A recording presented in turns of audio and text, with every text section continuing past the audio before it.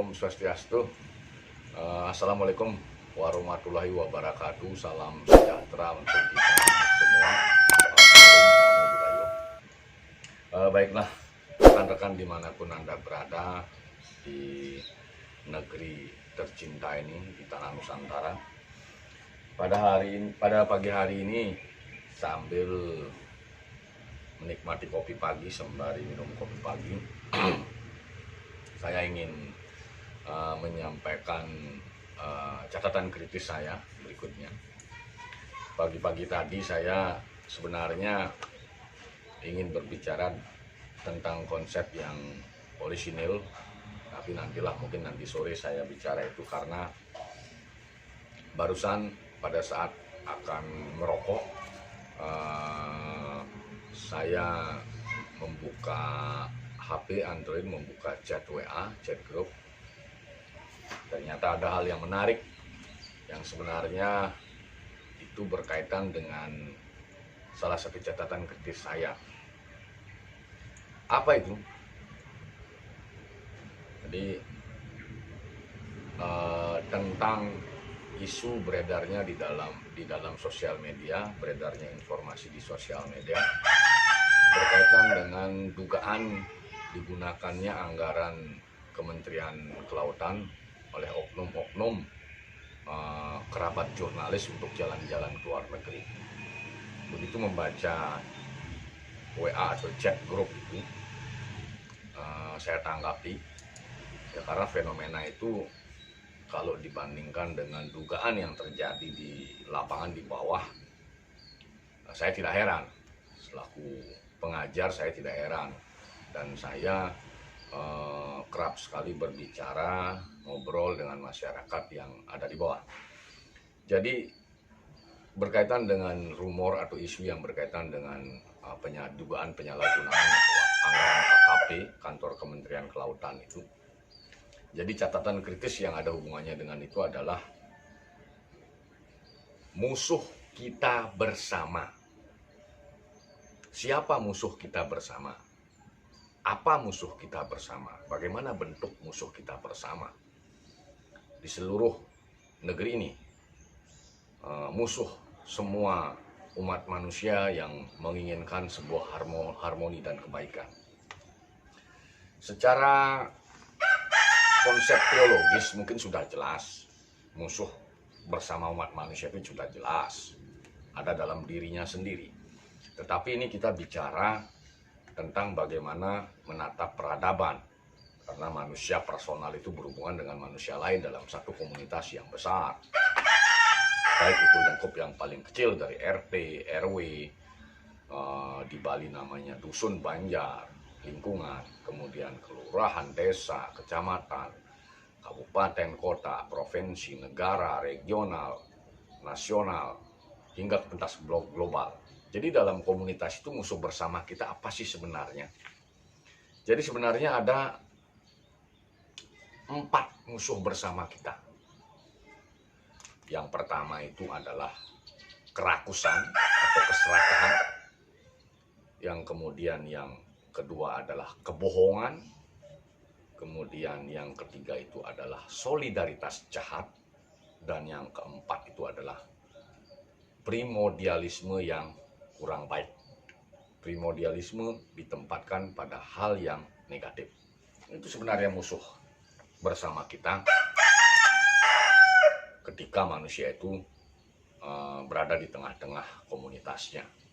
Jadi sangat sulit ketika kita bicara kerakusan, keserakahan. Maka dari itulah kalau kita gunakan pendekatan kebijakan publik dalam menatap publik, harusnya memang yang namanya konsep kebebasan itu ada batasnya. Maka di dalam tata kelola negara pun sebenarnya tidak boleh ada jabatan-jabatan yang dominan, penumpukan kekuasaan pada satu lembaga. Itu sebenarnya dilakukan oleh umat manusia untuk menghindari apa yang namanya kerakusan ini, untuk mencegah namanya kerakusan ini.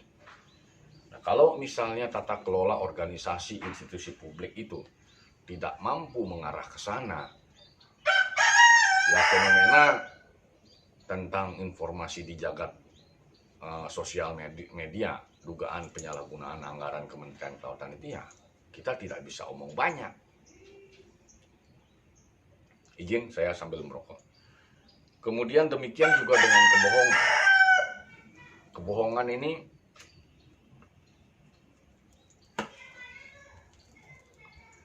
ya karena didasari oleh keinginan duniawi yang ingin memiliki lebih, kemudian ingin mengelabui aturan, ingin mengelabui sistem, sehingga muncullah taktik bohong. Entah itu bohongnya 1-2 orang dalam institusi publik, entah itu bohongnya beberapa orang, entah itu bohongnya berbanyak atau berjemaah. Nah, ini yang sebenarnya merusak tatanan kita semua, musuh kita bersama. Sehingga untuk dia tidak bohong, kalau kita bicara tentang kebijakan publik dan tata kelola negara, para penyelenggara negara itu harus sejahtera mereka. Itu yang menjadi prioritas, karena itu pilihan rasional. Tidak bisa lagi anggaran publik itu dominan untuk publik dulu. Tidak bisa, karena itu pilihan. Pilih A atau bukan A. Jadi pengelola negara, penyelenggara negara, mereka harus berkecukupan untuk mencegah mereka melakukan kebohongan ini. Ya tentunya ada taktik yang juga diatur di dalam regulasi tata kelola negara kita, terutama berkaitan dengan penegakan hukum. Misalnya, suatu keharusan memikirkan bagaimana membuat regulasi hukum pembuktian terbalik. Karena tadi itu, karena aparatur dan penyelenggara negara harus sejahtera. Itu harus kita pastikan kepada mereka. Jadi ketika itu sudah dilakukan, berarti ada satu keharusan menerapkan hukum pembuktian terbalik. Misalnya saya sebagai penyelenggara negara, aparat penyelenggara negara, saya harus melaporkan jika saya diberikan gelas ini kepada aparat yang menangani pelaporan-pelaporan pejabat tadi. Kalau saya tidak melaporkan, berarti saya harus disidik, dan jika diduga ini suap gelas, saya harus diadili oleh pengadilan tipikor. Itu misalnya konsep atau sistem yang harus diterapkan. Kita sudah merdeka lama, tetapi kenapa sistem itu tidak diberlakukan? Ini pertanyaan besar yang nantinya mungkin generasi berikutnya, pejabat-pejabat berikutnya bisa memikirkan ini. Kemudian selanjutnya solidaritas jahat. Ini yang berkaitan sekali dengan salah satu catatan kritis saya berkaitan dengan virus kota. Apa itu virus kota? Apa itu solidaritas jahat? Nah, ini sebenarnya kaitannya dengan biaya hidup penyelenggara negara, biaya hidup orang-orang di kota. Karena biaya hidup di kota-kota besar itu tinggi, sementara penghasilan sah dari aparatur dan penyelenggara itu mungkin saja tidak mampu mencukupinya, ya akhirnya mereka mencari jalan pintas. Oknum-oknum itu mencari jalan pintas. Salah satunya yang melakukan solidaritas jahat. Solidaritas yang seharusnya tidak dilakukan. Nah, inilah sebenarnya kita kalau bicara sistem, kita pikirkan harusnya berbeda penghasilan atau penggajian kepada aparat penyelenggara yang tinggal di kota-kota besar. Nah, ini mestinya kita sikapi atau kita tindak lanjuti dengan regulasi yang baik dan rasional. Tidak lagi model penggajian itu sama rata. Jadi take home pay aparat penyelenggara negara, aparatur negara di kota-kota besar itu kurang lebih sama dengan yang tinggal di pedalaman, kurang lebih sama dengan yang tinggal di kabupaten tipe B. Nah, ini mestinya kita tindak lanjuti dengan sistem yang lebih bagus lagi. Kemudian primordialisme. Isu primordialisme semakin menghangat justru setelah reformasi. Muncul raja-raja kecil di daerah, diduga muncul raja-raja kecil di daerah. Bahkan fenomena yang terjadi ketika akan melakukan seleksi atau penempatan pos-pos jabatan di tingkat lokal itu diduga semacam memprioritaskan orang-orang yang asli kelahiran daerah itu. Nah, ini fenomena yang diduga terjadi hampir di seluruh negeri, yang seharusnya tidak terjadi, karena kita ingin menata, merawat bingkai NKRI ini. Bahkan sebenarnya patokan yang harus digunakan pada konsep penempatan orang-orang itu adalah profesionalisme yang murni. Nah, ini yang saya katakan primordialisme yang tidak pada tempatnya. Nah, jadi itulah sebenarnya masalah-masalah atau musuh bersama, kita bersama, yang sebenarnya harus kita segera sudahi, harus kita carikan solusi, harus kita carikan jalan keluar. Kalau tidak kita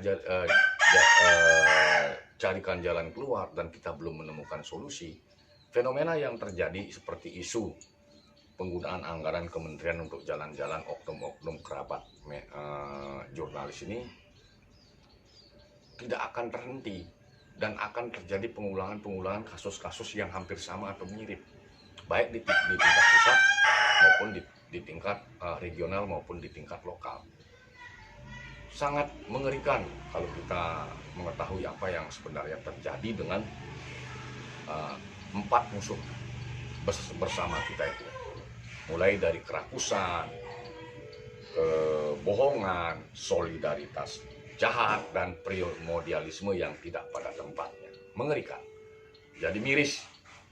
Baiklah, mungkin itu yang harus kita stressing bersama, harus kita pikirkan bersama, sehingga kedepannya kita semua bisa bersepakat, mempunyai keyakinan, mempunyai semangat yang kuat untuk menanggulangi atau menyelesaikan 4 musuh bersama kita itu.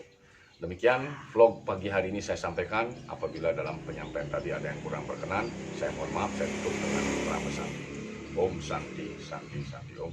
Assalamualaikum warahmatullahi wabarakatuh. Salam sejahtera untuk kita semua. Salam Namo Buddhaya.